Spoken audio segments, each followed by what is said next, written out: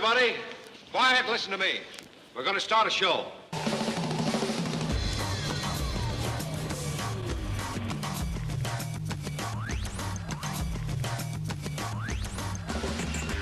You're listening to the Ink and Paint Club podcast, your weekly animation discussion show.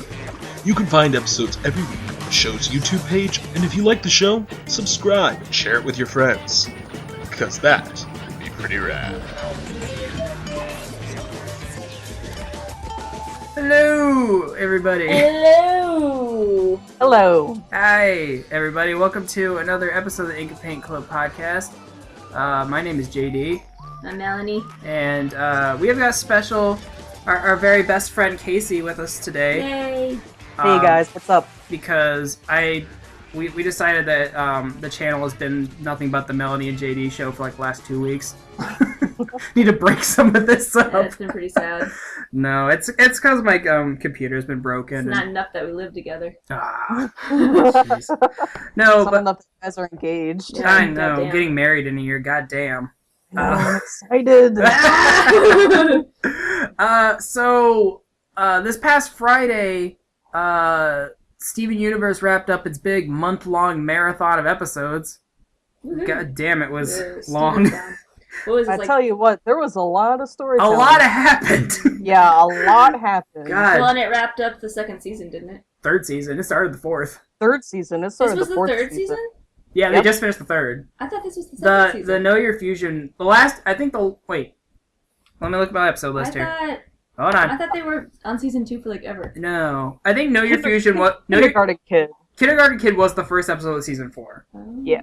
But we will get to that in good time, because basically, since a lot happened plot-wise in Steven Universe, we thought it'd be cool to just go down the list of the summer of Steven and just give our opinions on it. And Casey is probably a bigger Steven Universe fan than Melanie and I are, Mhm. in the sense that she does fan art, so Hey, we man. don't.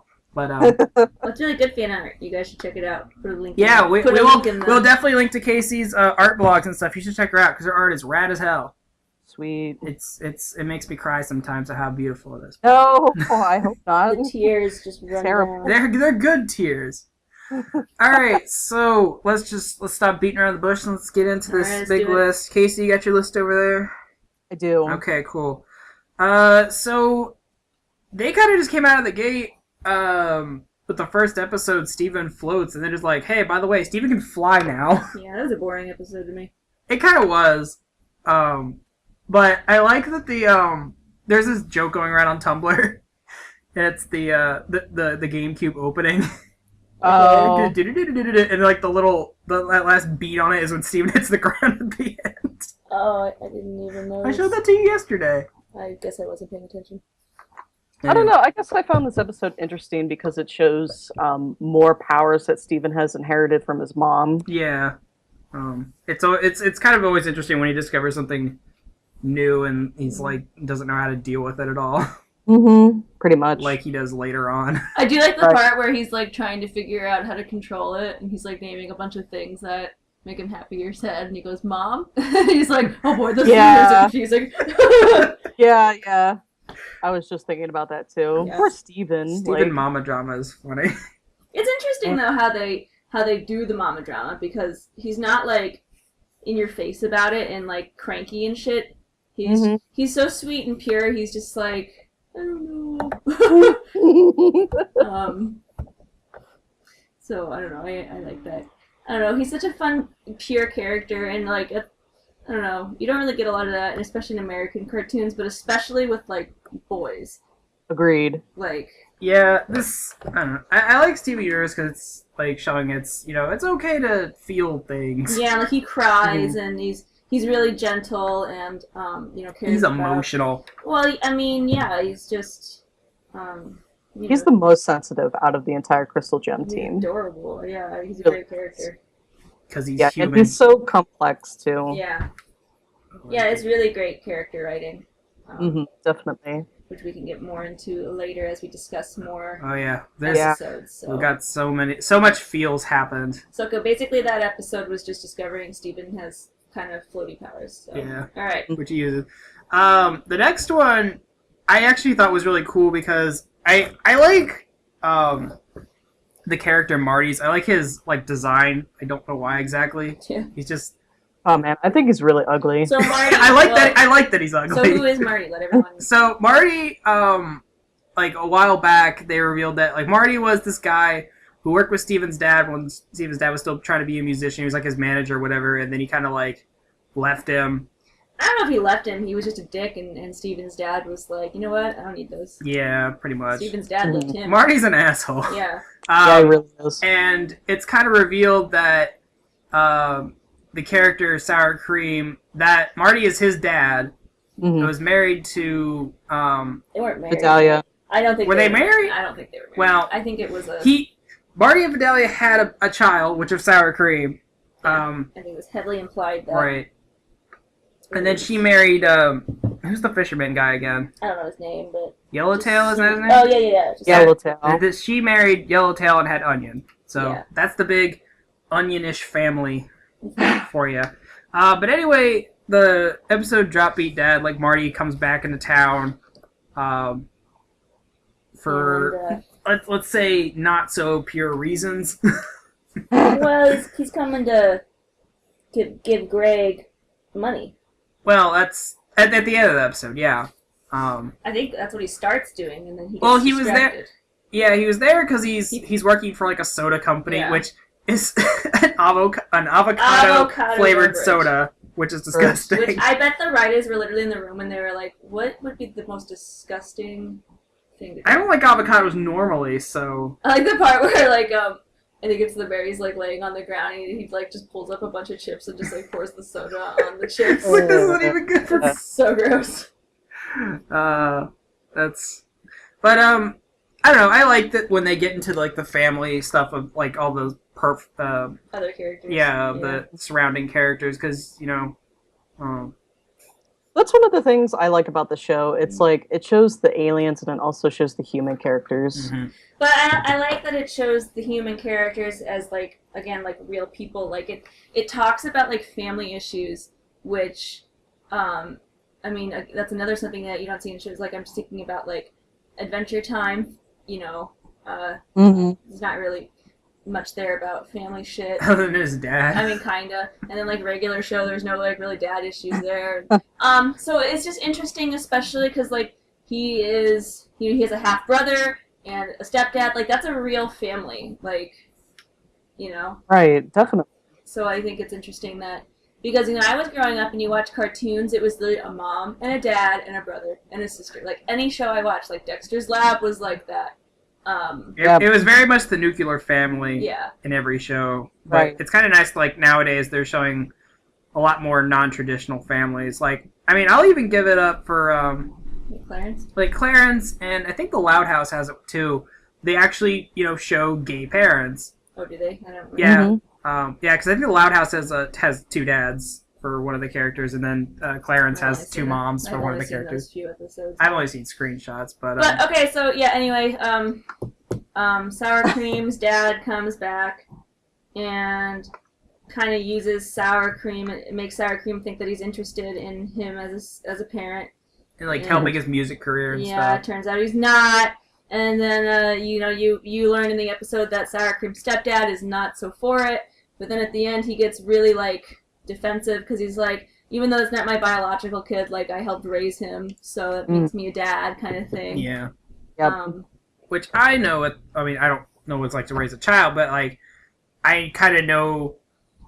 Well, Mel, you even know what that's like. Like a step parent Yeah. coming in and having to raise a child that's pre-existing and stuff, and having to deal with that. Mm-hmm. But So yeah.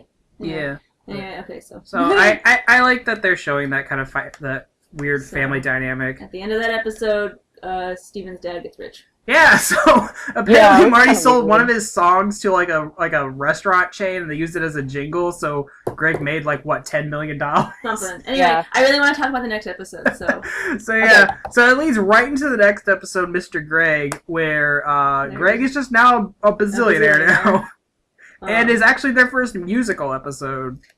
which is they have songs, but But this is the I first guess one they had like multiple songs yeah. all the way through. This episode was heart-wrenching. This episode, and I didn't even, like...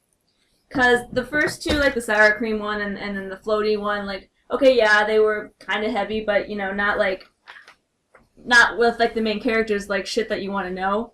I don't know, I guess that's a bad way to say things. I mean, you know what we all want to see? What we all want to see is, you know, what's up with Rose.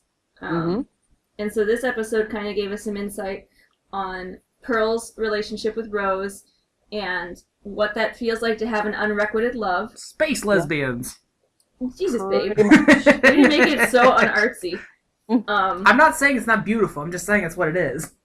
So, which is another real big landmark for any show, you know, that they have. They can technically get away with it because they're not I guess like they don't technically have genders, but they're but ladies.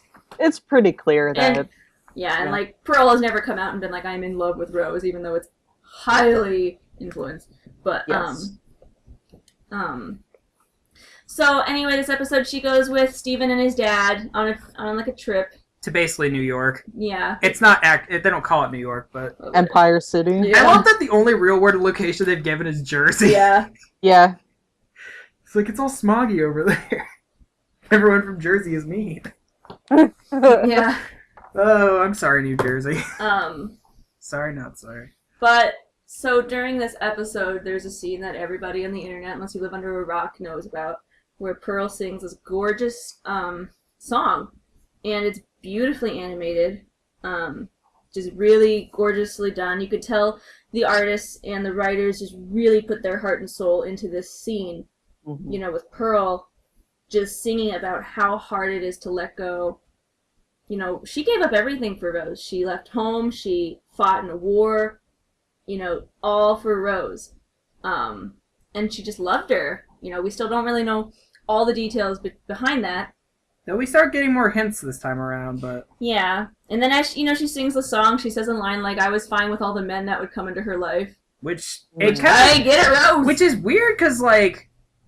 It's weird to think that Greg was probably not the first man that she's been with. Or first Earth person she's been with. Yeah, it is. Well, Rose likes humans. She does, and it's weird that, like, out of all the people, Greg was the one she gave everything up for. Yeah, it is which interesting. Is weird, but, you know. Well, I mean, you know, people fall in love, you just don't know why. I guess so. But I like the kind of end of this episode where Steven's basically was like, you know, you guys have a lot in common because you both love my mom, so... You know, you guys can bond over that, and... Well, there's, like, a part when he's singing that song, like, right when he says, you both love me and I love both of you, where it, like, the colors go really gorgeous, but I think that's literally Rose saying that. Like, it could be metaphorical, but I think that's literally Rose saying, you both love me and I love both of you. I can see that. Yeah, like, I really took it as that, because I think it even turned pink on Steven when he said that, and that was when Pearl and Greg started bawling those big, giant Miyazaki tears. Yeah. The big, gloopy tears. So it was really cute because then they ended up, you know, coming to an understanding with each other. Yeah, so now... Because, like, pretty much up until this point, Pearl and Greg, like, they don't hate each other, but Pearl's not overly fond of him. Yeah. But by the end, it's like, they're kind of, you know, learning to become friends now. What do you think, Casey? Well, hopefully Pearl and Greg get along more in the future. I I definitely think this episode was a step towards them healing their relationship. I definitely agree. I think in the future we'll probably get more episodes where they're, you know, doing stuff together. So that'll be nice. It was just, and then it was cute how, like, Steven had a little reprise at the end. Yeah. He was saying it's over. So yeah, it was a very, very amazing episode, and I think that should be an episode that should definitely be up for an Emmy or something. It probably. I would not be surprised if it's nominated for an Emmy this year. The animation is just gorgeous all the way through. Yeah. All right. Have you guys seen the behind-the-scenes storyboarding for that episode? Yeah. I've watched It's that. incredible. Like, yeah, I've seriously watched that like 10 times. Like, it's entrancing. I love it. Well, and I didn't know that they send it overseas and like they hand animate it. Yep. The whole show is hand animated. That's crazy. Yeah, I definitely like that, you know, there is some kind of still hand-drawn animations. I mean, it's still done on computers, but it's not like Flash animation, Right. which I sometimes wonder how Steven Universe has the budget to do half the stuff it does, but Well, it's hand animated, but is it colored digitally? I think so. I mean, it's all done in computers. Oh, yeah. But So they do like all the backgrounds in Photoshop, and then they Yeah. probably use like Toon Boom after or something. it's like animated, and they send it back, and then they color it. I whatever, I I don't assume know. they do everything over there. They just send them like the voice tracks and the storyboards and animatics and stuff, and then they send that back to animation. Yeah. Art wise, it's a beautiful show. Yeah, and it's definitely gotten better because I like. There's someone posted this picture. It's like comparing Pearl like in the first couple episodes and how wonky she looked compared to like how she looked in this episode where she's like it's a more expressionful, expressive. I know words. Well, I think her character has really been developed because before she was just kind of like this really OCD, like type A personality kind of. She was the neurotic mom. Yeah. Yeah. And then they've really, I think her character has really grown.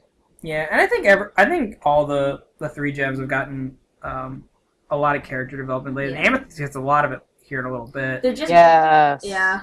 Okay, so you want to move on? Yeah, so Sure. if there's anything I like about Steven Universe is that if it gives you like a really heavy episode, it immediately follows up with a really campy episode. See, I hate that. I love that. I hate that. Well, I like it because it's like it gives you time to breathe, No. especially if you're watching it all in one shot. No, I like it because it's like when they introduce something heavy to me, I want to keep going. I want to be like, what the fuck's next? I don't know. To Yeah, me, it feels I like kinda they're feel the tugging same on way. they're tugging on my dick. Well, the next episode, Too Short to Ride, I liked because I like anything that's doing with Paradox. She's so goofy. Yes. I like that they formed the Shorty Squad. Yes, The the Shorty- Shorty Squad.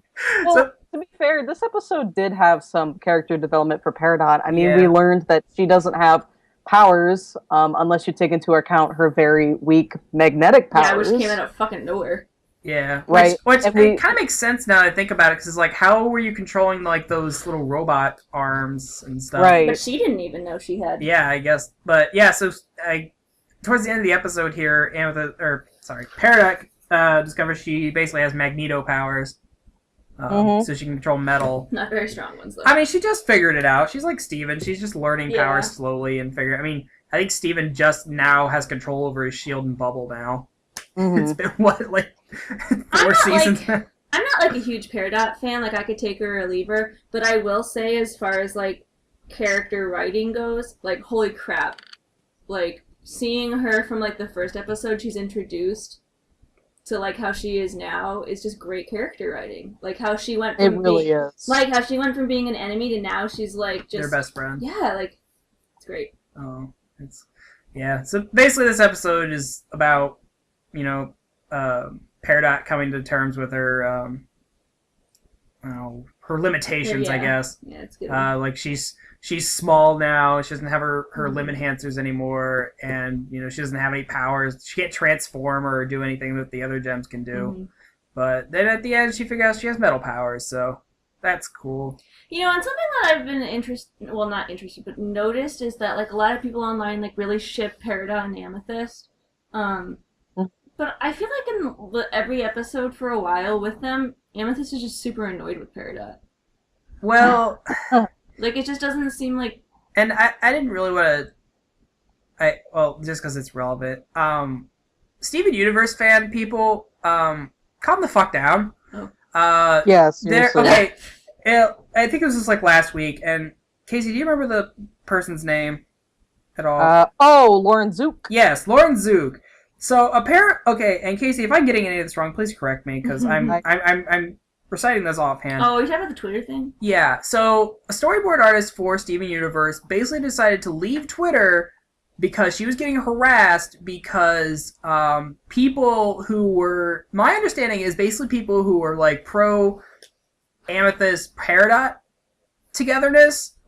This board artist seemed to prefer Lapis Peridot and would draw post doodles and stuff, and apparently some of the fans were harassing her thinking that she had any control over like forcing the story into that direction. And Yeah, which is what the hell is wrong with you people? Well, I don't know why they'd be mad at her because everything boils down to Rebecca Sugar's decisions. So if Rebecca Sugar decided that it should be Just Paradox... because fans are stupid. I just...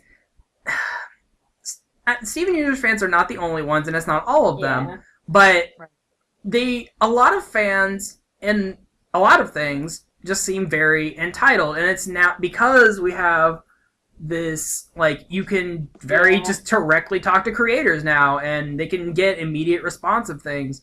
That people need to be fucking grateful that people in the industry are even, like, reaching out and being social like that.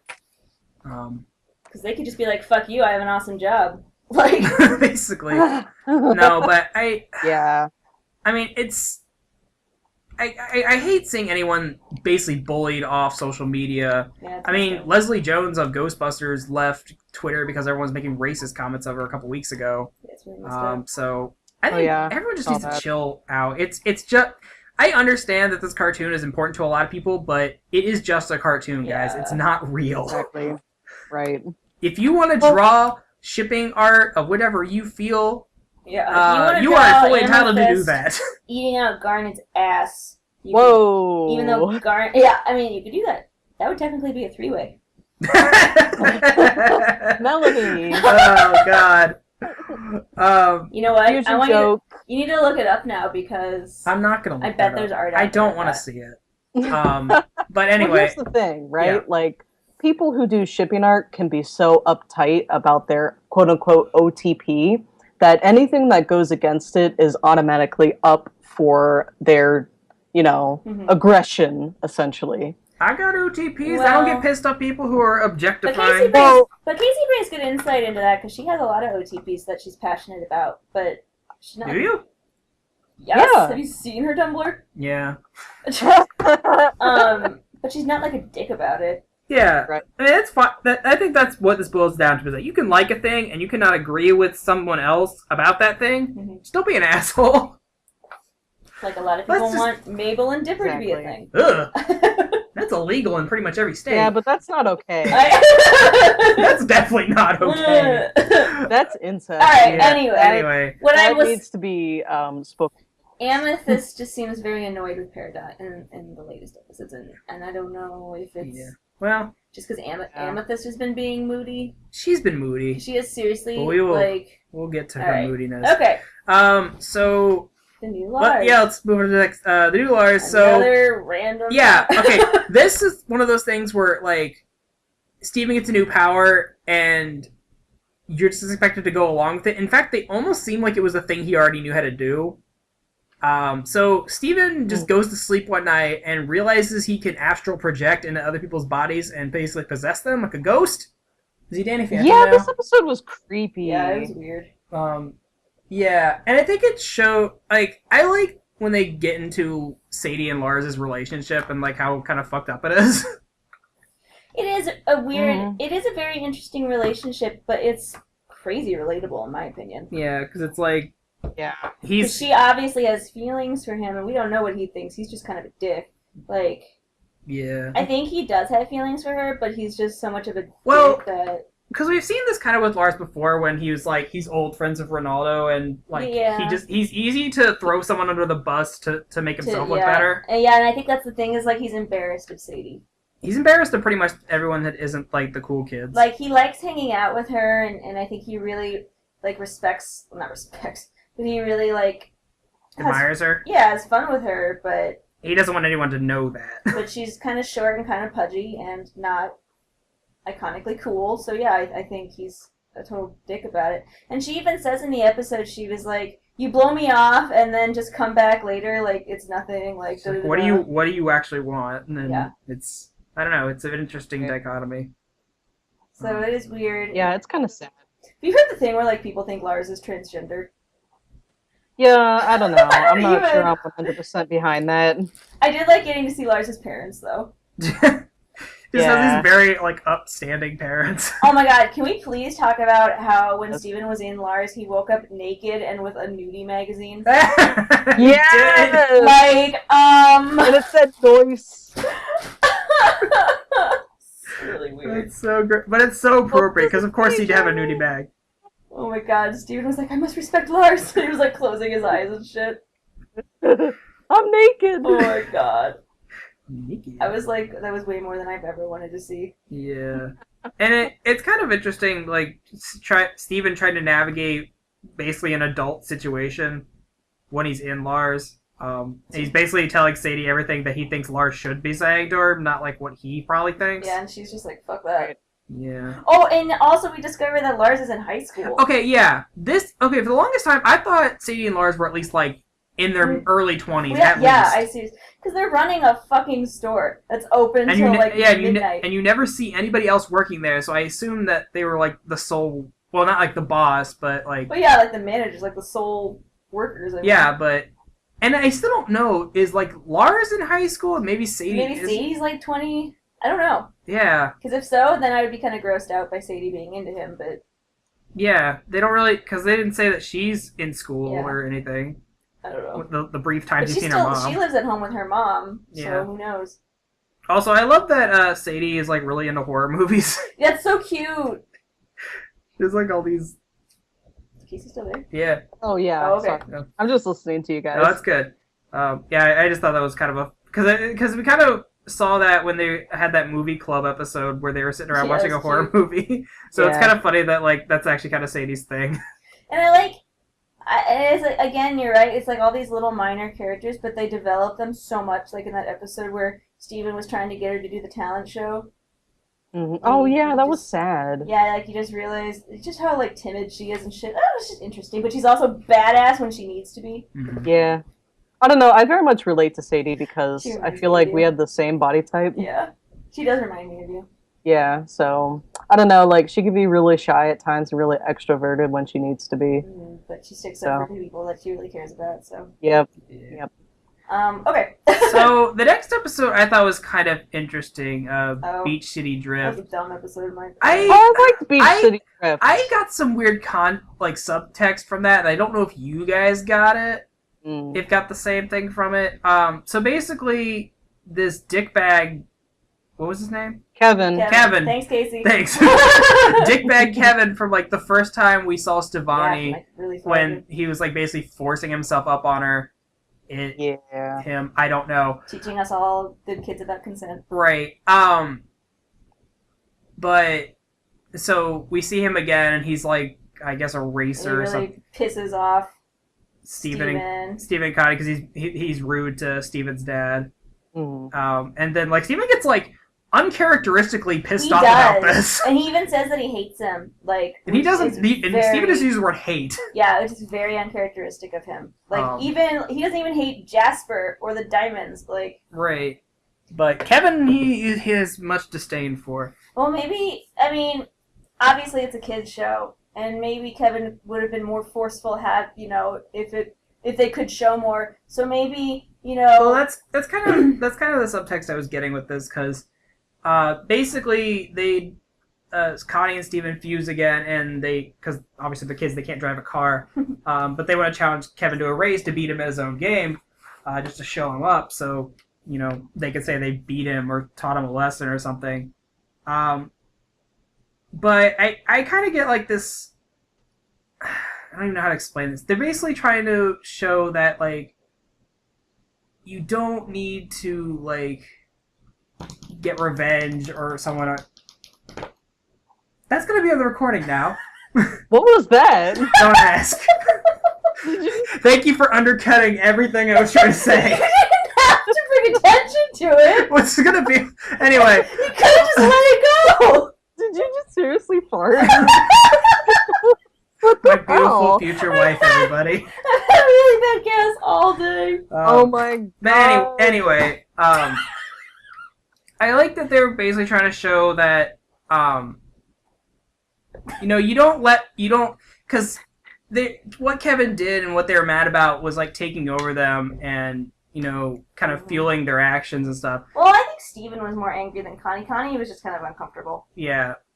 But I think it was good to show that, at least for kids, it's like, just because like a really bad thing happens to you doesn't mean you have to let it take over your life. Yeah. And, agreed completely. Cause I also liked how it didn't victim blame, like, no, Kevin is the creeper and it's not Stevani's fault. Yeah, and it's like, yeah, Kevin's an asshole, but you don't have to let Kevin, control you, because that's Yeah, what he. Because even though he's not, you're trying to show him up, he still has control over you. And that's like kind of what Kevin said. He was like, you can't stop thinking about me, baby. And Right, Which is weird right. because he knows that they're two children. yeah, well, I mean, it's odd. The whole fusion thing is probably odd for him to comprehend anyway. So Steve, I'm like a hermaphrodite. Oh fucking no! Oh my god, could you imagine how funny that would be if while they were fused, they just had a penis and a vagina? I mean, probably. That's awesome. Gross. Steven's probably like, whoa! Oh, jeez. What's that? But yeah, I thought the message there, or at least the message I got from it, was kind of a good. I think good to convey to kids, and I think a lot of episodes in this show kind of deal with a lot of things a lot of other shows don't like to touch on. The show has a lot of issues that deal with consent, and I think that's awesome. Like, Yeah. That's pretty much all Garnet's character. all of Fusion is just about consenting to it. Mm-hmm. And then like with Lapis and Jasper, you know, we see like what an unhealthy relationship can be, Mhm. what that can do to a person Right. through that feud. Which is so I think that's obviously, you know, if a 10-year-old's watching it, they're probably not going to get it. But in the back of their mind, growing up, you know, something might stick with them, and they might realize that, you know, it's okay to say no. Mhm. Yeah, definitely. So Yeah. Well, the next episode is Restaurant Wars, and I feel like this is like the filleriest of filler of this Yeah. list. It literally nothing of consequence happens. Yeah, it was a dumb episode. I think it's just like, well, we just wanted a fun, lighthearted thing with the side you get characters. to see the other characters, so Yeah. Honestly, I didn't even watch this episode. It's yeah. he The didn't best part about this whole episode was at the end when Ronaldo has a girlfriend. his giant weeboo girlfriend. It's adorable. Because no one thinks he has a girlfriend, Yeah, and they all then she think just he's- shows they up. think he's making her up, and she just shows up. Did she have like a Sailor Moon book or something? Yeah, I don't know. It was cute though, but yeah. Anyway, that's a stupid episode. So no relevance to the plot. You could skip it and not miss anything. Yeah. I don't know. So the next episode, I don't know if this is considered part of Steven's astral projection. Powers. Sorry, go ahead. What? Is the Kiki's delivery one? Yeah. Yeah. So, yeah. Well, I like that. I honestly wonder if they named that character Kiki just so they can make this pun later on. I'm pretty sure they did. I'm pretty sure there's a lot of anime references in the show. And There's so many anime not references. a secret one. Oh my god. But so basically this episode has the Kiki and what's her sister's name? I don't know. Rhonda? The I can't remember. the one girl that hangs out with sour cream and The black chick. thanks.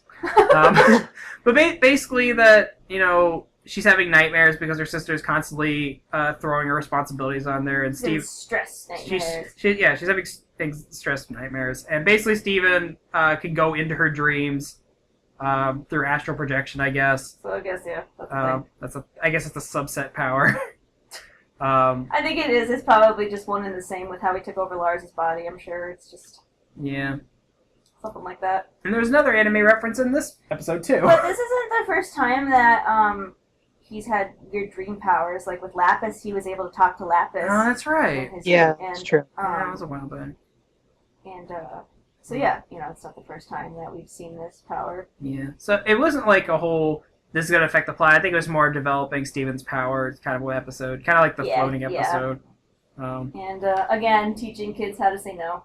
Yeah, because it's basically, it's like, it's okay to tell, if someone asks you to do something, it's They okay to tell say your no. sister she's a fucking bitch! No?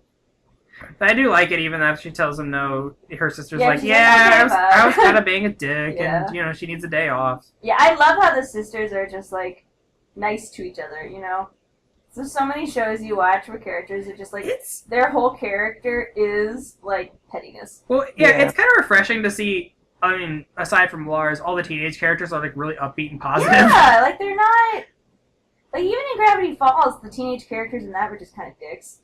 Like... I mean, that's a better depiction of actual teenagers, but I like in this, yeah, in this one, like sour, Sweet. like sour cream and his friends and all them, they like genuinely want to hang out with Steven. Which is Yeah, like, it's cute. it's like, what teenagers want to hang out with like a 10-year-old? Yeah, seriously. It is. Well, and it's...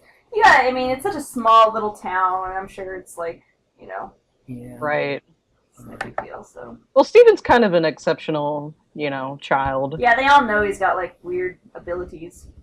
I like that episode they had a while back where they basically took Steven on a joyride. Just oh yeah.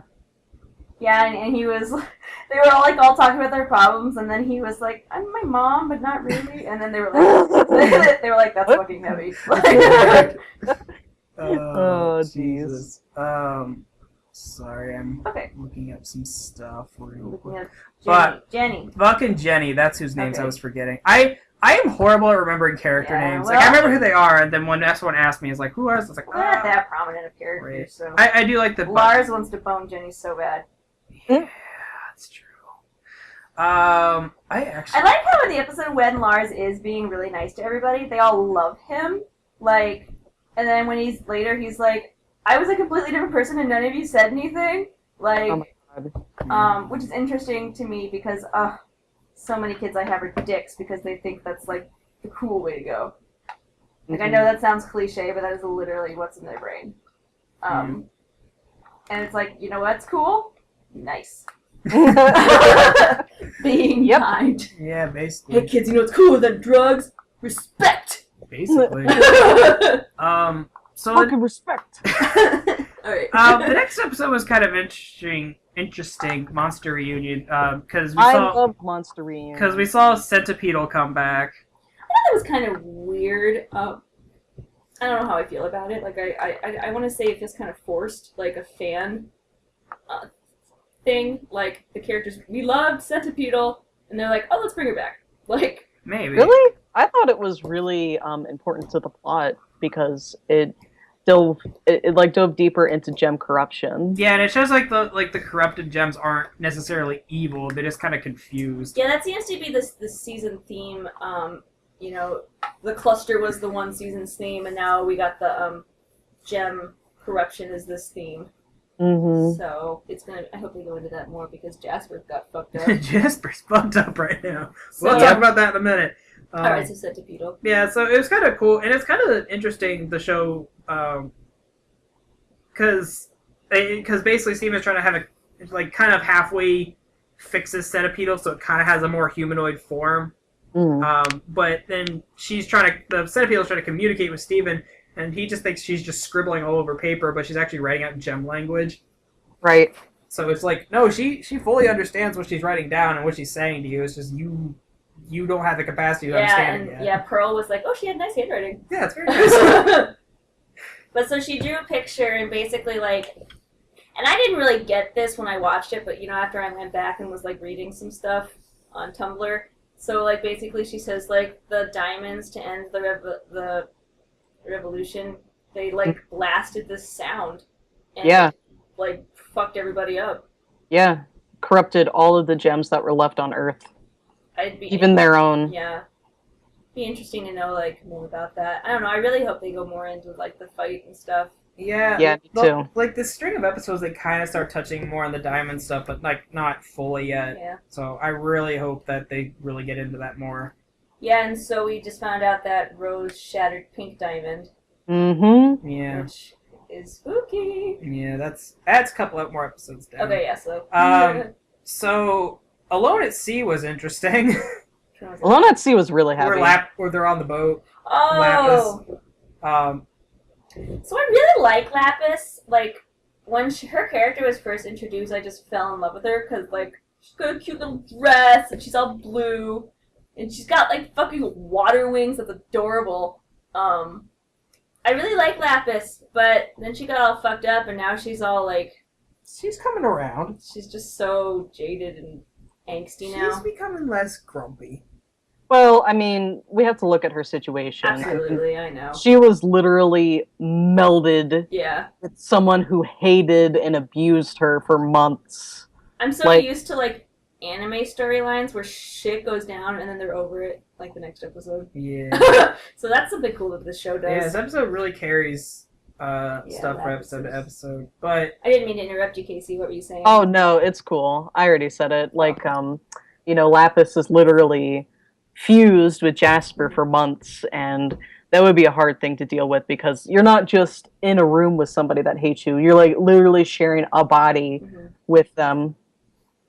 And that's fucked up. It was a fantastic representation of what abusive relationships are. Yeah, and actually, it kind of shows that because Jasper comes back, Mm-hmm. just kind of jumps out of the water. Crawling back. It's really fucking random. Yeah, just apparently Yeah. she's been walking around underwater Yeah, this that whole was time. Yeah, and so she goes back to Lapis and she's like, "Take me back, please. Oh, it'll be better this time." And that's kind of interesting that like before Jasper was like this kind of nonchalant Like badass. yeah, like she's like feels she's above Hard everybody as else. a rock. Right, and then when she comes Hard as a back gem. after like experiencing fusion, she like becomes like really dependent on it. Mm-hmm. She And realizes- we'll see that in the next yeah. couple episodes. But yeah, she basically is like on her knees begging Lapis to get back Yeah. with her, and it's like Lapis she realizes like no, that's a toxic relationship. You don't need that. Which was awesome for that character to show, because honestly, for a second, I didn't know what was going to happen. Right. Because Lapis even says that she misses her. Yeah, which was horrible. Yeah, Well, I mean I get it. I mean, that's how those kind of relationships work. I mean, yes, they're bad for you, and it's but horrible. when you're together so long, that's your life, and you're dependent on each other. Yeah, it's like you kind of just you don't want to miss them, but you do in Mhm. some little way, and it just kind of I nags mean, at you. they were together so long, and so Yeah, so that was I really didn't know what was going to happen, and then when Lapis said no, that's awesome and very empowering for anyone who watches it. Definitely. abusive relations aren't cool, kids. I mean, yeah, and then Steven's even like, she said no, back off. Yep. No means no. Yeah, so I love that. And then Jappus just jumps into the water and becomes a fish again. Yes, so weird. To be seen at a later date. So okay, yeah, So yeah, that was. I think that is another one that has a really good message. definitely, going yeah, on. and any of that with, the show's just great about doing that. Well, and when Rebecca Sugar worked on Adventure Time and boarded Adventure Time episodes, a lot of episodes that dealt with relationship issues and things were the ones that Rebecca Sugar boarded. So, like with Marceline and Bubblegum, she boarded a lot of that. I could see that. Mostly, like most of Marceline's episodes were done by Rebecca Sugar. Interesting. Like Rebecca Sugar. That's why, like, in that one episode, she's Marceline's mom's voice. Oh yeah. Because they literally think like Marceline's her baby. Aw, that's Um, adorable. Anyway, I think Rebecca Sugar is just really passionate about these issues and showing young people and talking about these things. Because she's talked about before how important it is to, like, for bisexuals or transgender people. She's like, there's no shows out there for them that show them what they are as normal. Right. Because she talks about how she's bisexual and how hard it was for her not feeling normal watching cartoons and stuff. Right. Yeah. Let's see where we're at. Oh, I like this next one because I think it's cute. It is cute.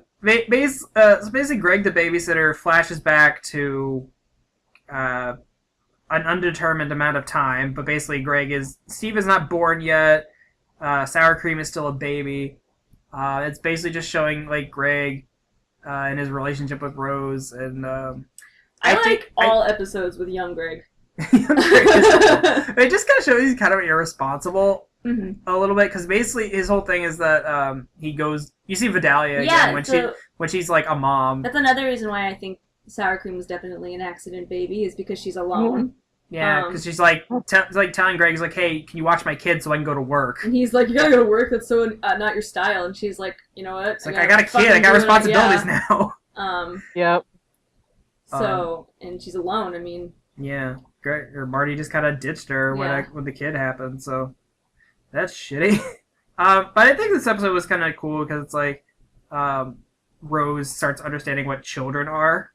And kind of, I think this is the point where it kind of puts it in her head, just like, she's like, I kind of want to have a kid to experience that. Because she like kind of, I think that's when she starts to understand, like, how fragile humanity is and, like, how... She just, like, puts him on a fucking Ferris wheel. Yeah. Well, because she like was saying, it's like you guys get the chance to be like grow and determine what you want to be. Like when gems come out, they're all they're ever going to be. And that's kind of a thing that's a theme for the next couple episodes. Yeah, the whole reason they even exist was so they could do something. Like, say a diamond wanted someone to hand her the remote. Or okay, so yeah, like a gem. all the pearls are servants. The quartzes are soldiers. Kind of reminds me of that episode of Rick and Morty with the Mr. Meeseeks, where they literally They're created for one purpose. where they literally are created for the one purpose, and then when that purpose is fulfilled, they die. Or whenever they're shattered. But, Something. but yeah, I could see that. Which is kind of interesting when you think about it. Now that they're starting to tell more about gem culture and gem society, and like how that's kind of depressing to think about. It is, yeah. It's like kind of like an ant colony or something. Like, you know, you're a worker, you're a whatever, and I just like that sour cream's baby voice is the same as oh, Brian Posehn. I love that guy. He was in Symbiotic Titan. He was. Brian Posehn's on a lot of things. I like him. Okay, so cool. Baby stuff. But yeah, it was interesting seeing what the idea of like how Steven would become to be in the future. Indeed. I honestly don't. What is Gem Hunt? I don't remember. Which one is this? Is this the one where they go into the woods? Sorry. Yes. Okay. Yeah. Okay. So this one was cool. Connie goes on her first mission, and they go to yeah. the freaking Arctic or something. Which is awesome that her parents are like on board with it, and Well, I think after they had the episode where they fought the gem zombies in the hospital, I think Connie's mom is like, okay, you obviously know what you're doing. which fucking kicks ass because my parents would have been like, no. They're cartoon parents. I know. So yeah, Steven and Connie and Pearl all go up to the Arctic to find more corrupted gems, and they get separated, and Jasper Nutso comes back. Yeah, we discovered that she's collecting. Yeah, corrupted so that's gems. a thing that's happening now. She wants to build her own army. Yeah, and she's like so like obsessed with, you know, Fusion. well, she's really obsessed with like regaining her power and stuff. Redeeming. Yeah, she's kind of like trying to redeem herself because like she kind of got fucked up, and Which we discover later. she's all alone now. She's slow, and her entire purpose is to be like this badass soldier. So she's trying to figure out any way she can to fix things, I guess. And it also kind of shows that the gem monsters aren't bad. In fact, they're very emotional, instinctual creatures. I mean, they are just to the basic of their core animals now. Yeah, but they're scared. They run away when they feel threatened, and they know Jasper's fucked up. Yeah, it's like they keep like Connie and Steven are walking through the snow, and they're like, wait a minute, because they see like the animal tracks and they see like humanoid foot tracks, and they're like, oh, maybe they're shifting back and forth. Like the centipede one is like, no, Jasper's just going around being a dick. That was an interesting twist. What a twist! What a twist! So, yep. We discovered that. Yeah. And then Connie and Steven kick ass, and then they're like, we don't need to prove ourselves. Just get the Pearl over here, like. Yeah. Right. Yeah, I don't know. Gem corruption to me is very interesting. Mm-hmm. I would like to see how the mechanics of it work because gems are just entirely different creatures from humans. I mean, they're not biological. They work on a completely different frequency of like functioning. Right. So I don't know. I really want to know, like, how does gem corruption even work? Yeah, and they haven't touched on it just yet, but I'm sure they're gonna get to it soon. But it's weird because, well, so all the monsters they've been fighting all the way until now have been corrupted gems. Pretty much. We just did not know that. That's what they were. So now when we see these things, we're like, it's like eerie, you know? It's creepy. It's like a zombie or something. Yeah. It's like this monster who used to be, you know, a person. And yeah, so it's like fucked up that they're literally, the crystal gems are running around killing their... They're not killing them, they're putting in state. Yeah. They even say that when they're in the bubble, they're kind of like taken care of, and it's basically like they're comatose. they're basically put into a coma. So that's kind of cool. Well, I think for me that's kind of why forced fusions are so fucked up. Yeah. You know, like, I know it's different from corruption, but you have to think about how the gems function as beings as living creatures, basically. Mm-hmm. You know, force fusion is almost like taking body parts and sewing them together. Yeah, Creepy. and then it's intimate, like making love, or something that you do with someone you care about. Yeah. Mm-hmm. So that was cool. So with this next episode, I think this starts where Amethyst's character development really kind of comes front and center. Mm-hmm. So Crack the Whip, basically, Amethyst is put in charge of Steven and Connie for the day, so they go dick around. Then crazy ass Jasper shows up again. She just comes out of nowhere. She just walks. And she just walks up the beach out of the ocean. She's like, how do you know where all of this is? Like, how are you tracking everybody? Because she even said she was tracking Lapis. Like, how? You don't have any technology on you at all. It's just weird now. But it was interesting because you start to learn that, like, Amethyst was supposed to be, like, this big soldier, like how Jasper was supposed to be. Actually, I don't think you learned it for a couple episodes. Well, but... no, we do know because Peridot says that when they take her to the kindergarten. Right. Yeah. And says that Amethyst is supposed to be, like, huge. Right. Right. But it's kind of interesting because Amethyst thinking that she's, like this really powerful badass, but she basically can't lay a finger on Jasper, so... Well, and then so, like, her standoffish personality and just her, like, laziness and stuff is all just to kind of mask her insecurities. She acts, like, calm and collected and cool, like she doesn't give a shit, but she really does. And they touched on that before, like, in the one episode where she kept, like, reanimating herself over and over and over. Oh, yeah. And Steven was like, she can't, she doesn't want to think about herself. Right. So, like, it's sad. Yeah, I did like the one moment they had because Jasper was giving her shit for being so small, and she was basically saying Rose said that she was perfect the way she was. But it was also really sad because, like, she was trying so hard to beat Jasper, and she was getting nowhere, and then, like, Stevonnie just comes in and just, like, whoops ass. Makes her really, but like... didn't they poof Jasper from that? No, not from that. No. That happens later. She had a corrupted gem with her, and they poofed the... Right, they poofed the corrupted corruption. gem. That happens later. And then, so yeah, and then Amethyst realizes, she's like, oh, you don't need me for fucking anything. Yeah. And that's the end of the episode. She reanimates in that one, too. Now she has a white shirt. Yeah. Like, that's literally the only thing I changed about her outfit this time, is her shirt's random. white now. So that's weird.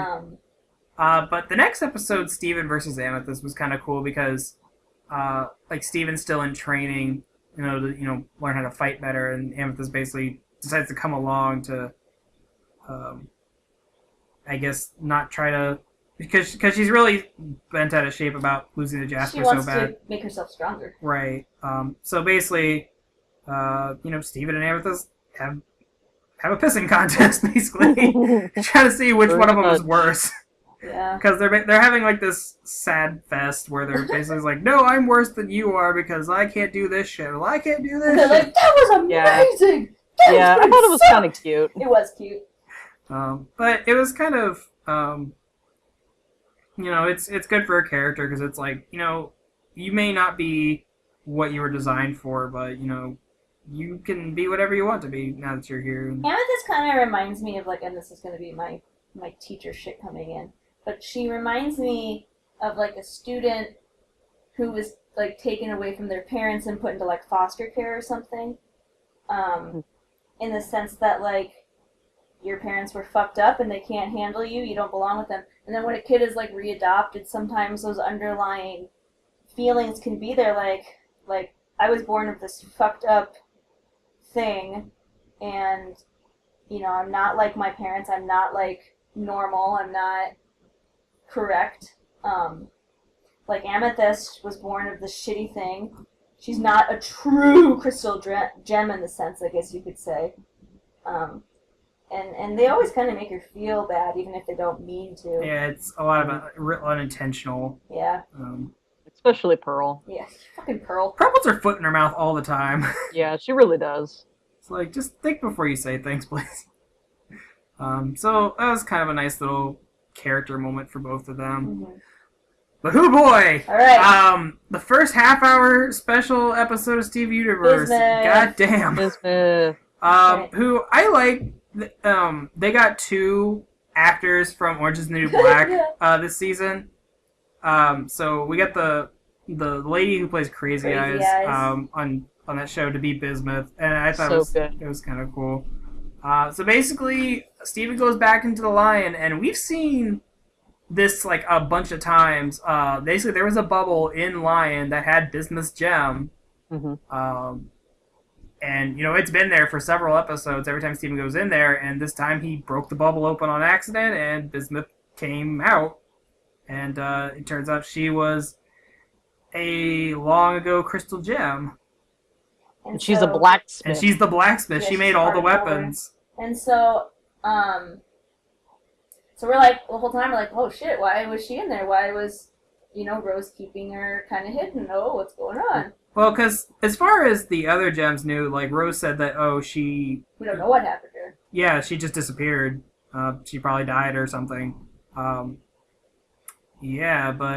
which we know now is a lie. Right. And it's kind of interesting to see now that like maybe Rose wasn't the most credible person. Yeah, you're starting to learn all these kind of fucked up things about her. Right. Right. Because pretty much every time someone tries to talk about Rose, it's like she's amazing, even Bismuth says that Rose Quartz was the one who made her question her purpose, and she praised Rose Quartz. It's like she's amazing, but she's also kind of an asshole. I mean, you don't find that out until the end of the episode. Right. Yeah. Yeah, so Bismuth goes around upgrading everybody's weapons and reconnecting with everybody because they haven't seen her in 5,000 years. So then Bismuth finds out, they're still fighting Homeworld gems. And she basically she wants to eradicate them. She doesn't want to try to reason with them. She doesn't want to try to bubble. She wants to just shatter all the Homeworld people. She wants to do what Hitler did to the Jews. I wouldn't go that far, but I don't know about that. but no, basically she has this weapon, which is basically a jackhammer drill kind of arm strap thing, and it legit shatter. And it can shatter a gem, and she shows it to Steven. Steven's like, he's like, whoa, back up. It's like, we can't do that, and basically that's how you learn why Bismuth was put away. It's because Rose saw that too, and she's like, we can't be doing that. And point of no return kind of thing. Bismuth's like, I'm gonna do it regardless of what you say. He's like, well, we're just gonna put you over here until you chill out. And I don't know. It's kind of ironic though because we recently learned that Rose shattered Pink Diamond. Right. Yeah, well, it is. It's strange. Yeah, isn't that what? Doesn't Bismuth tell him that? No, she finds that out from Jasper. Right. No, the rubies. Oh, yeah. Well, but Jasper's the one who says, Pink Diamond! Yeah, but we don't know that Pink Diamond was shattered. Yeah, you're right. Not until the rubies. So then, Yeah, Bismuth is an interesting character, and I'm kind of wondering if she's ever going to come back. It opens up a lot of creepy things that we still don't know about the fucking revolution. Mm-hmm. So there's all these mysteries, and it's just, like with any war, there's just more than two sides. There's more than just good guys, bad guys. Mm-hmm. Yeah. So, what do you have to do? But even Greg, Steven's dad, in an episode way back when you first meet Jasper, he even says, your mom had to do a lot of shit to keep the Earth safe. Mm-hmm. And, people died, and there's no such thing as a good war. So, Yeah. Yeah, it makes sense. War is hell, man. So that was a really interesting character, and I don't know if she will be a one-shot or not, but... I don't know. Every time they have, a celebrity voice, it's kind of... It's usually yeah. Which, there's a joke later on I really love. But, yeah, it'll be interesting if they... Because Bismuth's now bubbled in the, in that room they keep everything else. So, you told me something that I never would have even freaking thought about her character design. Who? Bismuth's. Oh, me? How people were freaking out about her character design. Right. Oh, is it the mammy thing? Okay. Yeah, a lot of people were saying that the Bismuth kind of has a racist mammy design. I don't even know what I hate to explain, Mel, what a mammy was. I didn't even know what that was. Basically, mammy is a housemaid, a black housemaid from plantation days. Aunt Jemima. Basically, Aunt Jemima. Which is kind of weird that we still have that. where she's just like, "Oh lordy, I got the vipers." Basically, Tom and Jerry had a mammy owner. If you want to look up any of those old ones. I just never even Song of the thought South about had it. some. I just never even was exposed. Yeah. So people were. Whatever. I personally didn't. What I thought was interesting She's a about blacksmith, so she's wearing an apron. right the one thing I kind of note that it made me aware of the Gem's clothing choices is that they all refer to each other as females, Yeah. and so you kind of don't like. I know that they're alien hologrammy things. I don't think of them having like boobs or anything. Well, they don't. They don't.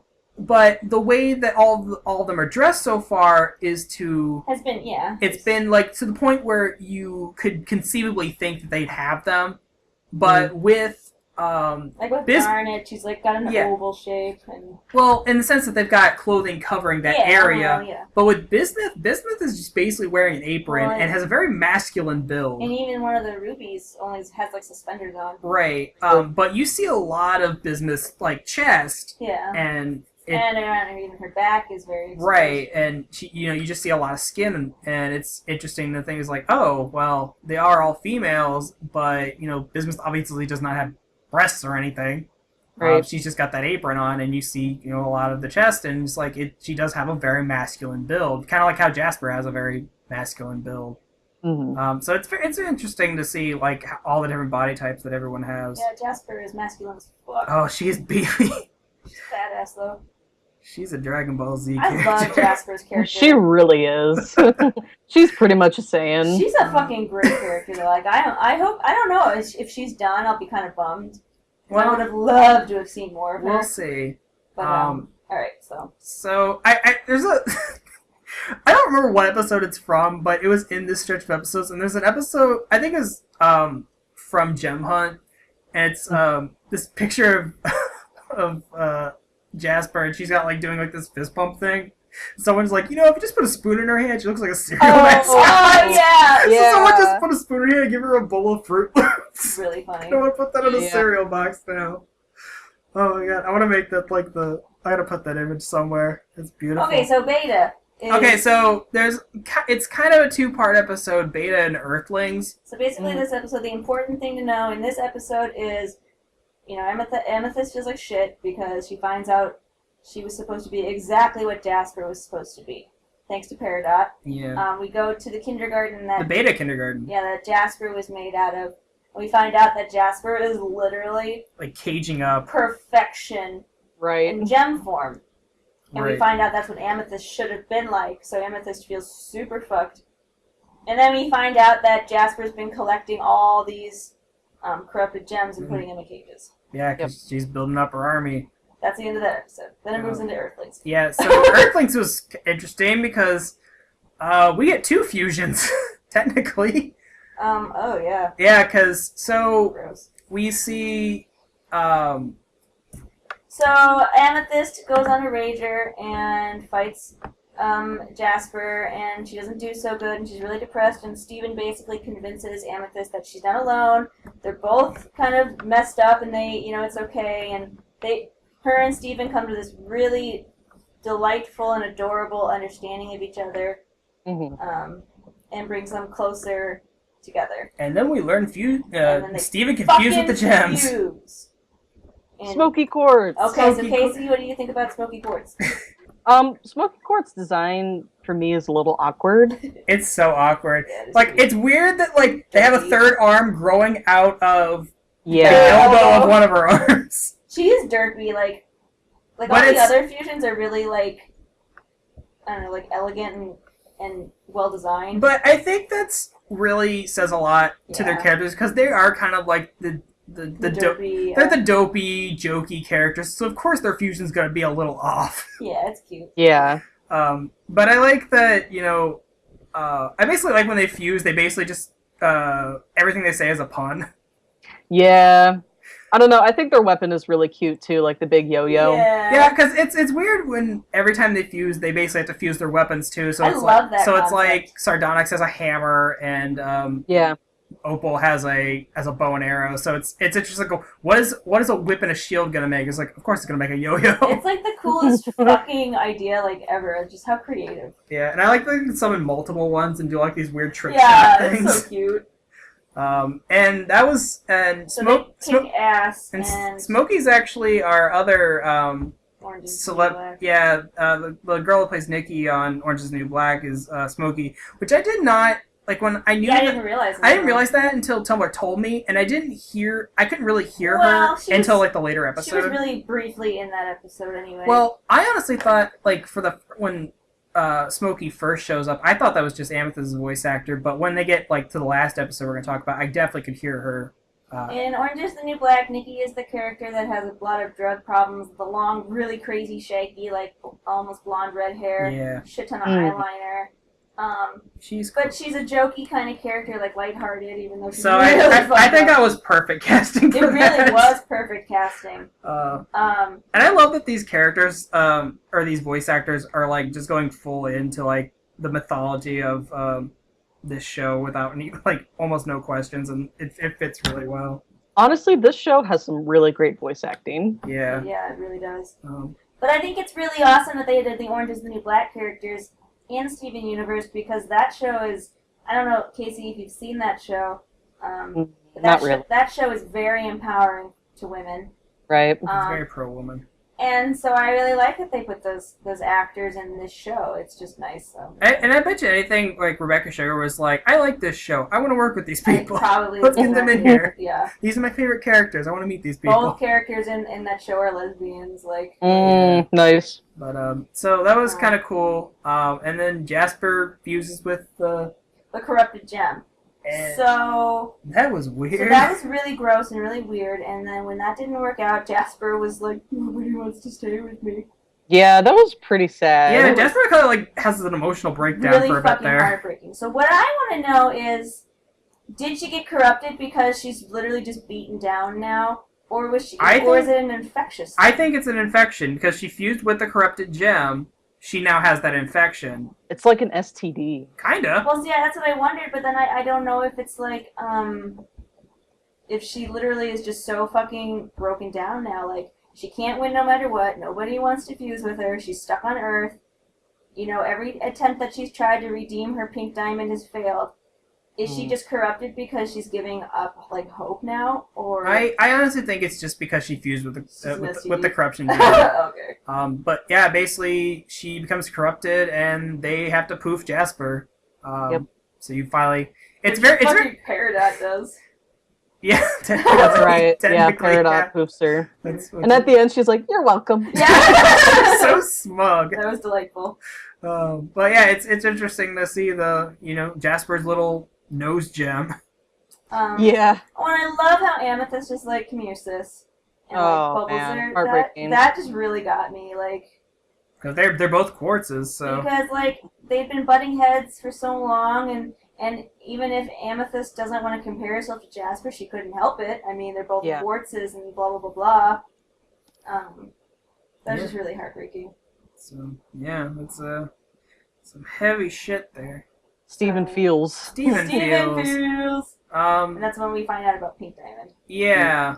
So a shit ton happened in that episode. Yeah, and it's kind of weird that they've been talking about Pink Diamond and looking back on it now, because in that arena that Pearl keeps taking everybody to, there's like this little diamond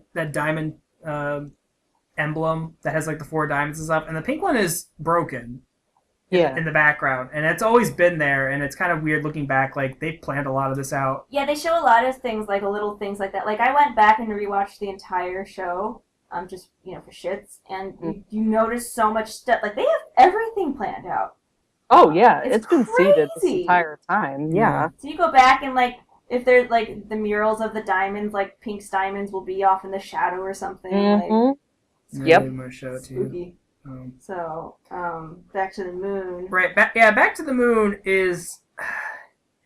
I get why it was this, but like, I kind of find the little rubies annoying, to be honest. I think they're supposed to be. I get that, and their voice is weird. Their voices are so it's weird. so it's like I can't put my finger on why it bothers me, but it's like agree. this weird It's like a raspy. It's like someone's trying to force a really raspy voice. Childy, manly, girly. I mean, I love it. I think it's a great voice. It's a great... It's like Kids That Smoke, basically. Kids That Smoke! That would be an amazing album title. But Kids That Smoke. the Ruby voice just really grates on my nerves. I don't know why it does, but... Well, it's interesting, you know, when you learn that rubies are just so fucking common like pearls. Right. They all look the same, and... Yeah. Blah, blah, They're blah, blah. basically mass-produced soldiers. Yeah. Yeah, so it's interesting. They're so tiny, when you though. think about Garnet, so... But basically, this episode, the Rubies come back because they're like, hey, we went to find Jasper. She wasn't where you said she was, so we came back.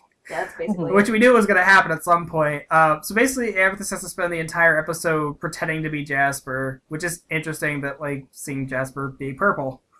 So, I mean, that's literally all that episode Yeah, is. so they And well, because they're like, well, we have to send a message to Homeworld, and Amethyst is doing everything as Jasper to, like, get them to just leave.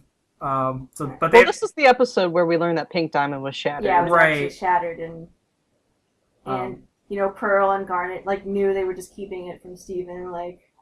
Yeah, well, yeah, so it's kind of weird, like, even now, they're still hiding stuff from him. Yeah, it is really weird when you think about, like, how much shit are they hiding, dudes? And apparently it's a lot, because every time something happens, it's usually something huge that is like, well, we just didn't want to tell you, because it would, you know, you're not ready for it. And it's like, dude, I think he's been through enough already. You can just tell him everything. Seriously. Right. But I guess for the sake of storytelling, I guess they can't just tell you everything up front. But so the episode ends on a cliffhanger where Steven and the Rubies get sucked into space. And Yeah. then it opens up on the next episode where Steven's- Steven's just hanging out I love with a Ruby. Yeah, so Steven's like floating out in space with his bubble, which I guess can produce air. Yeah. And then he runs into Yeah, that was weird. he runs into one of the Rubies, and they kind of get into it. I love that there's the joke where Steven like is he's very upset that he doesn't have signal out cell phone signal in Yeah. space. And Yeah. he's like, I'm gonna play a satellite. So it just flies Steven, by. that's not how it works. That was so fucking funny. I Uh, love shows that have modern technology jokes. but it was funny because it's just like this gem is like this gem is very much wanted to like, you know, fight Rose Quartz, but Rose Quartz is kind of dead. Everyone, and like even with Jasper, she called Steven Rose Quartz, which is really creepy for Yeah. Steven. That's kind of weird, like how that's kind of weighing on Steven right now. Well, who's that guy that's dating Rebecca Sugar? Ian? Ian. He posts on Tumblr and stuff about Ian. how the gems, like Jasper, especially the homeworld gems, they don't see gender. Like they don't understand the concept of what a gender is. So when she sees the Rose Quartz as Pearl and Steven, she literally thinks that's Rose Quartz, just In a different form. in a different form. Yeah. But yeah, so Steven's basically having this conversation with this Ruby, and she's like, well, I want to fight you. And the Ruby gets its gem cracked. Steven helps her, but... Yeah, it's kind of irrelevant, honestly. I don't know. I think it was just kind of Steven dealing with more of... Shit.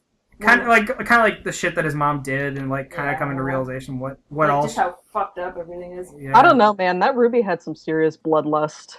Yes. I mean, she came at him with a knife and is like, "I'm The gonna." dagger. It's like I'm gonna fucking kill you. I love how Steven was just like, "Peace, bitch." Yeah, and she's like, Yeah, there was a really interesting post on Tumblr about the shape of that dagger isn't for stabbing; it's for prying gems out yeah, of it. it's more of a scalpel or Oh, something. yeah. Yeah. And then Steven was like, "What would happen to me?"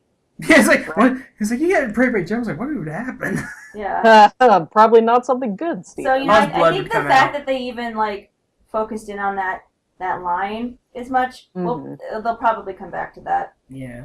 But yeah, it basically ends with Steven realizes he can't reason with the Ruby, so he shoots him off into space. Yep. And then the gems find him again, and then that's how. And then Garnet says that Pink Diamond was shattered by Rose. But he's like, your mom didn't do... She did a lot of things that may not have been good for her, but she did everything she could that was best for the Earth. And that might have been shattering somebody, even if that's really fucked up. I mean, it's really sad, but I mean, you think about all kinds of political endeavors that people have done for the future. Not that they're good or bad. I mean, that's whatever history tells you, but I mean, Right. you know. Yeah. So, then that's the end of that season. Yeah, so we get into season 4, and this is quite possibly my favorite episode of this entire Yes. marathon, because I love that this episode basically turns into a Wile E. Coyote Roadrunner cartoon. It really It's was. so beautiful. This is so funny. I love it. We were watching It's because delightful, but I wouldn't say it was my favorite. I don't know because I just like because it's so. You really like Peridot, though. I do. Yeah. But I like because it's so different from what every episode they've done where they just cut to this stupid shit that's happening. Because we found everyone was posting clips for this episode like before it actually came out, so I saw some of the dumb stuff. All the dumb plans they were doing. And I was just rolling laughing. It's like You were like after tears. after the first thing where the drill falls on her, and I kind of picked it up because she's like, all right, I built this cannon. And it's like the cannon's gonna backfire. It's her new wall. She's like, we literally can't fuck this up. We're literally dropping a rock off the cliff, and then I think one of the reasons it was so funny is because this show does not rely on like slapstick humor. it doesn't. I love that it did for this one episode. So to see these characters in this episode get the fuck beat out of them, like in a slapstick kind of way, it was just so strange. Yeah, and it's like, so basically the entire conceit of this episode is they went back to the beta kindergarten to gather up all the corrupted gems, and one of them got away, and Peridot's like, oh, how'd you get outsmarted by this thing? And she's like, well, Whatever. it's like, I can do so much better, so they're gonna do that. And I even like that the corrupted gem is basically the Roadrunner, because it's like this two-legged bird thing. I think for Peridot's character is like she doesn't have a weapon or fancy powers like the other ones do. She relies on her smarts. Right. So it's like an egotistical thing. Yeah. Well, she's already egotistical. She always thinks she's above everybody else, but it's kind of interesting to like. She gets a little humbled this time. Yeah, and I think for her, that's like homeworld conditioning on her. Yeah, because she's. I don't know. Like even Steven tries to show her like this is how the monsters feel. You got to think of how their perspective is on like. Mm-hmm. He's like, how would you feel if someone's constantly running and screaming at you? Of course, they're gonna run away and freak out. Can we please talk about the bromance between Peridot and Lapras? Oh yeah. Oh yeah. So like I guess Lapis and Peridot are good roomies now, and they just sit around watching TV all day. And they make art. It's so. They have an entire art gallery. That art thing, I was like in stitches. I was like dying. I just love when they're about to leave. And this actually, I think this happened a couple episodes back, but I like it. It's like they're about to leave. It's like, Lapis, do you need anything? She's like, no, I'm fine. It's like, what season are you on? 3. Yeah, it was super cute. It's adorable. And then like I call this a meat morp. me too.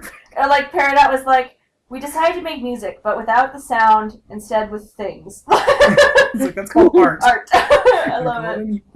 Yeah, it's so funny. But no, I think like I like that Peridot's been getting little character moments here and there for the last couple episodes. The I last think my favorite part of Kindergarten Kid is when Peridot went up to the corrupted gem and she's jumping up and down and she's like, blep, blep. That's so cute. I even like the joke where Steven's like, you don't poof easy, do you? Yeah, seriously, I was thinking that the whole because all season we were like wanting her to poof and get a new outfit. Yeah, I wanted to get her star outfit. And we thought this would be the episode. It is not. No, they just keep dropping stuff on her. She's like, she's fine. She was like, she even said that she was like, we Peridots are stronger than we look. Which I think it's hilarious. Adorable. She keeps dropping shit on her. Yeah, and I love the part where like when Peridot's getting ready to go to the kindergarten with Steven and Amethyst, she's like, "Yo, Lapis, you okay? You okay? Yeah, so cute. Are you sure?" And there's no Do explanation. you need anything? And it's been bugging me, but there was no explanation given to why she was wearing a bow tie. I love it. It's just so stupid. I love that she has it, but it's like, why are you wearing that? Oh, I just want a bunch of that kind of stuff. It's so funny. Just goofy roommate stuff. But okay, so what's the And then the last one was Know Your Fusion, and this episode reminded me why Sardonyx is my favorite fusion because she's so goofy. I like that she's so self-aware. She is very self-aware. She's basically breaking the fourth I wall. hate things like that. Oh, okay. This actually. Yeah, this one was well. This episode had like one of my favorite jokes in this entire. These jokes were in good taste. So basically, Steve and Amethyst like show Garnet and Pearl Smokey because they hadn't seen it yet, and I love Garnet's reaction to it. She just starts freaking out. She always does. She's just so happy about it. It's like she starts shaking Pearl. So anyway, they fuse into Sardonyx and basically take over the attention that that Smoky Quartz Sardonyx wanted. basically sets up a talk show in her room. So they in were her metaphysical room. Yeah. Yeah, that was so weird. It only exists when she Like, what is exists. that even supposed to Right. mean? I love that there's this whole sequence with where she's basically trying to like figure out what's special about Smokey. Yeah, I was sad. And it's like she's always like forcing like, well, this fusion can do this thing. Can you do it too? And it's like, well, no, of course they can't. I don't know why the fuck she was doing that. Like, that's shitty. Well, I think that was kind of what they came to realization at the end. She's like, this isn't about them. It's about Smokey. It's not about them because they're hogging the spotlight for it. Right. But this is where my favorite jokes came in because it's like every time they would reference another fusion gem, a little TV screen would pop up and at the bottom say footage provided by Cartoon Network. Yeah. And then I love that the one where they show Sugarlight, they actually have a Sugarlight voice clip and Sardonyx says like, she's not technically in this episode. We have to pay her still. Yeah. It's like, damn it, we do. Minaj. So they Yeah, have to it definitely broke the fourth wall a lot. And I love when shit. Melanie hates fourth wall I jokes. hate but I love fourth wall jokes, but these ones are really tasteful, so I'm okay with it. It's very fitting in her character. Yep. Of course, she'd break the fourth wall. What were you saying before I interrupted you, dear? Me, I don't remember. It's too late. It's gone. I'm sorry. Well, I was just talking about how, like, I thought it, like, Garnet and Pearl by themselves were really excited to see Smoky Quartz, but then when they fused, Sardonyx was a dick about it. Like, they had a weapon. They were together. Like, I don't know. It's just weird. Yeah, because it's like, she's trying to figure out, like, what's special about you. Is like, well, Smokey's just Like, special. I don't know why she would ask that. They didn't ask that about Stevani. They didn't ask that about Right. anybody else. Like, they're special because they fused together. Like, that's what And- it is. Someone brought up an interesting point on Tumblr. Like, it's kind of interesting how the two gems that are, like, apparently the most level-headed become, like, this really campy, Yeah, it is interesting. Yeah. enthusiastic fusion, which is kind of weird. I think they sort of lose themselves when they fuse. Like when Garnet and Amethyst fused with Superlight, they just kind of were overpowered by it. Right. Definitely. It's kind of weird to think that, Garnet aside, that, like, Stevani's probably the most stable. And it's kind of interesting, now that I think about it, that the ones with Garnet seem to be the ones that are little... Well, because out. there's three technically. Yeah, because you're thinking with 3 brains instead of 2. Mm. So it's interesting to, like, wonder if that's kind of why they're a little off. But apparently there's like an entire like lifestyle to gemology kind of thing. Mm-hmm. Which I don't know. Yeah, that's kind of what they were getting into, like, when Centipedal was, writing stuff out. Steven was like, can you, like, teach me about gem culture? No, that's not what I meant. I meant in like real life. Oh. That people like think they have healing powers and like people keep like actual like stones with them and stuff. Right. Like some It's people, like some new age crap. Yeah, like people think like rose quartz, like not just a kid. But remember when we were in Pittsburgh with Molly and we went to that hippie store? Yeah. And they had all those fucking rocks and gems and shit. Mm-hmm. And they had like explanations on them. They were like, put this, if you're really stressed out, put this gem in your pocket and it'll like calm you or some shit. Or if you have backaches, carry this gem around. Right. So it's like a whole thing.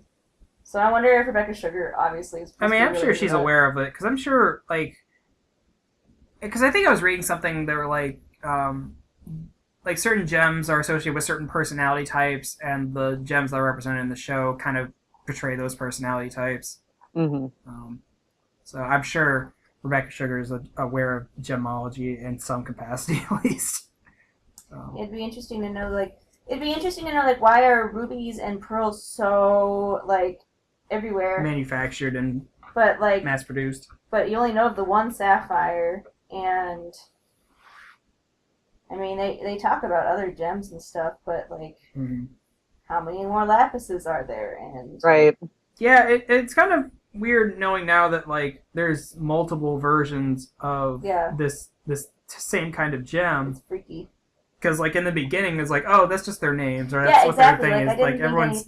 Like, everyone has their own different gems. Like, no, there's probably, like, a whole army of specific sets. I honestly never thought anything of it, because I was just like, I thought there was like, okay, there's a pearl, there's a thing, whatever. But yeah, there's like a bunch of them. I think only the diamonds are the one of a kind. Yeah. and it'll be interesting to learn more about them. I think this is the one episode we got confirmation that there's a white diamond, or did we know that before? We knew that. There's in the mural. Oh. Yeah, there's definitely a white diamond. And they show it in the, like, you know, the symbol. Right. And I want to really know, like, how back on Homeworld that whole thing works. You know what I want to know? What? What if a couple, like a boyfriend proposes to his girlfriend and gives her a diamond ring? Do you think, like, they vomit? They're just like, oh, what'd you do? Or like a sapphire, like, oh god! I have no idea. Or what if the gems that we have in our jewelry were the ones from the rebellion that they just found and then they made jewelry? That's getting Sedient gems? that's getting too real, Hey, man. man. It's getting pretty deep, Some man. Roger Rabbit Because shit you right learn there. that all this shit's coming from space, but what about like ground rocks, like Earth rocks? Obviously. And Peridot said that she was made from shit that was in the lava. Oh, I don't know if we said this. I thought it was interesting to learn that Jasper was also made on Earth. Yeah. That Mhm. was interesting. So I don't know. People wear rubies and shit. We wear all kinds of stuff. What did you do? Oh god! It's just like broken in pieces. So, what was I gonna say? Oh, so I guess like, Casey, what was your whole takeaway from this big Stephen bomb, as they call it? Honestly, like, I was really blown away by all the character development that we got. I mean, not just for one singular character, but for, like, Peridot, Amethyst, Jasper, Everybody got a little bit of Yeah, something. Lapis. yeah, Lapis. Pearl got some stuff, and I think Garnet's pretty much the only one who didn't do anything. I feel like Pearl gets most of the attention. Well, yeah. Well, she was so close to Steven's mom, so Yeah. they got a lot of yeah. shit to sort through with that, which I think they're getting to the tail end of, probably. Oh well. What did you think? I just Jack? hope we get to see Homeworld, Okay, yeah, I really like this next season. I hope they go to Homeworld. right? I want to see more of the snooty pearls. The Snooty Pearls look like a Dr. Seuss character. Yeah. Yeah. I want to know, and I want to know more. Like, where's Blue Diamond? What's she up to? Because in the flashback, Yeah, you get to see her for like a brief they second. show her like, in the Mhm. and We haven't even seen White and Diamond who yet. the fuck is White Diamond? I feel like she'd be like the king of the kings. Yep, that's what I'm feeling too. Yeah, because I was wondering about this, like how Homeworld is like. Is Homeworld split up? Like you get a section, or is it like there's a hierarchy think even so. there? I think the Diamond Authority or the Diamond Hierarchy, like, they split up the sections Yeah, I would of agree. gem So- population. So they're like more of a council of diamonds. That's what I'm thinking, Interesting. Well, and they're all like Sapphire and Lapis were under Blue Diamond, right? and like Peridot and Jasper were under Yellow Diamond. Well, Jasper technically was under Pink Diamond, yeah. but and Pink Diamond, they said Pink Diamond was the one in charge of Earth. So I'm sure they probably just have like sections of the universe that. Like you get this sector, you get this sector. Yeah, I mean. Yeah. Yeah, because the one time we saw Yellow Diamond, we didn't like get a indication of like what is her jurisdiction exactly. I think Yellow Diamond's in charge of the military. Yeah, maybe that's how it is. It's like maybe like Yellow's in charge of like military, maybe like Blue's in charge of like science and stuff, and maybe like White's like the Something. overall. Right. And maybe like Pink's in charge of life or something. Kindergartens. Yeah. Yeah, like gem development. I don't think the diamonds care for each other though. Yeah, we haven't seen them interact with each other yet. Yeah, like I don't know if they give a shit about each other. hmm Diamond fight. Or if just like Pink Diamond died and it was like an inconvenience to him. It was like, well, now we gotta take over her responsibilities. Well, okay, so a theory is people think that the lion is Pink Diamond because you Yeah, can't, there's a Oh, I lot haven't of heard that one yet. because people think that like since the diamonds are so powerful you can't shatter it, you can only maybe like break it, and so people think that like Pink Diamond couldn't reform, now it's lion. Well, that'd be interesting because And it's like gem is hidden by the mane. well, that'd be interesting, but it's like, I mean, But why would lion help Steve? exactly because Yeah. Rose is Steven now, and Rose shattered Pink Diamond. So why would Pink Diamond turn Unless to the lion? they made it up, like unless they say Rose said she shattered Pink Diamond, but maybe Pink Diamond didn't want to be like in charge. Maybe it was Pink Diamond's plan or something. Like maybe They said Pink Diamond was shattered, and then Pink Diamond just turned into Lion to help protect the Earth or something. Interesting. Could all have just been a setup. Yeah, I mean, this isn't the first. It wouldn't be the first time they intentionally misled everybody. Yeah. I mean, hell, every time they talk about Rose, we learn something completely different about her. Well, they've been around for thousands of years, so who knows? But anyway, I'm sleepy. Right.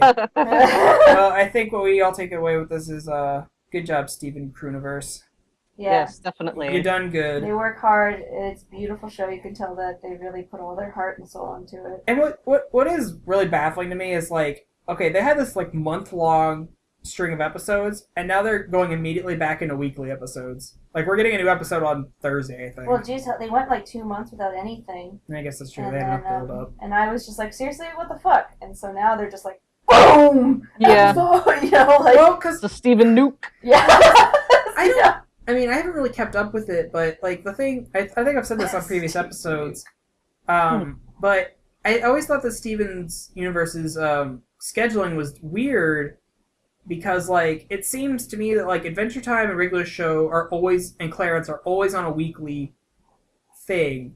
But Steven, like, seems to be, they build up episodes. Well, and maybe because it's so, like, continuity heavy. Yeah, I was gonna say, I think it's just really story driven. Like Adventure Time and Regular Show, there's just shit going on. You can watch those out of yeah, order. like SpongeBob, it's just shit going on. I But guess it makes sense. Yeah. Steven Universe, like Gravity Falls, they're building up to something. Don't get me started on Gravity Falls scheduling problems. So yeah. Oh, man. That's a whole podcast on itself. But Next podcast, okay. scheduling shit. we actually got into that shit when we were talking about Voltron a couple weeks ago. That's funny. That Casey, you need to watch Voltron. I know. I've Voltron's been so It's good. really good. I can see you getting really into that. And the cat aliens kind of look like your aliens. Oh! Yeah, We sent everyone's been telling me I sent you a that. picture Casey, of it. it's really weird. I seriously think they saw your deviant art and stole your designs. I mean, it's close, but not exactly. No, I literally think that's what they did. Someone was just sticking around on the internet, and they saw her shit, and they're like, "Oh, Mean. Well, anyway, I think that's enough for this week. yes." We went a little long, but there's Jesus a lot to Christ. go through. So I hope everyone enjoyed our little summation of the Summer of Steven. Yes. I know I thoroughly If we enjoyed. missed anything, leave a comment. Yeah, we definitely like talking with you guys about, if you got theories or there's something cool happened that we forgot to mention. Yeah, let us know. We will Yeah, definitely. what do you think? Yeah. And we'll put links to Casey's pages. Go check out her art. She's cool. She's fucking Oh, great. yay. Yay. We went to school together, guys, We by did! the way. We all went to college and got degrees Look and at stuff. us! Yeah. So we're doing with our lives. Now we're living the dream. Oh. BGSU, BGSU. Now they're gonna know where we went. Oh, They can track God. us down. Sorry. I honestly finding these not Now that difficult. everyone will go to BGSU. Oh god. But Okay. Casey, thanks for coming on. Yeah, no problem, we man. didn't It was really fun. We've been meaning to have you on for like ever, so That's- it's sad that it We'll took have to this talk long. about Tron next. Yes, please. I mean, I do want to do an episode on like short-lived series like Tron and Motor City, Symbiotic Titan. Yes. like all those short-lived action shows. Symbiotic Titan. Mel could do an entire show on Symbiotic Titan by herself. All right, Alright. everybody. Thanks for listening this week. Thanks. Remember, check the links below for all of our pages. If you want to follow us on Facebook. But wait, Justin's going to say this after the episode anyway. If you liked my fart, subscribe. I forgot about that. All right, everybody. We'll catch you next time. Bye. Out. Bye. Thank you for listening to the Ink and Paint Club podcast. If you like this episode, remember to share it. Leave a comment, write a review, tell your mom, all of that good stuff. Also, be sure to follow the show on Facebook where we post animation news and discussion topics daily. Thanks again, and we will see you in the next episode.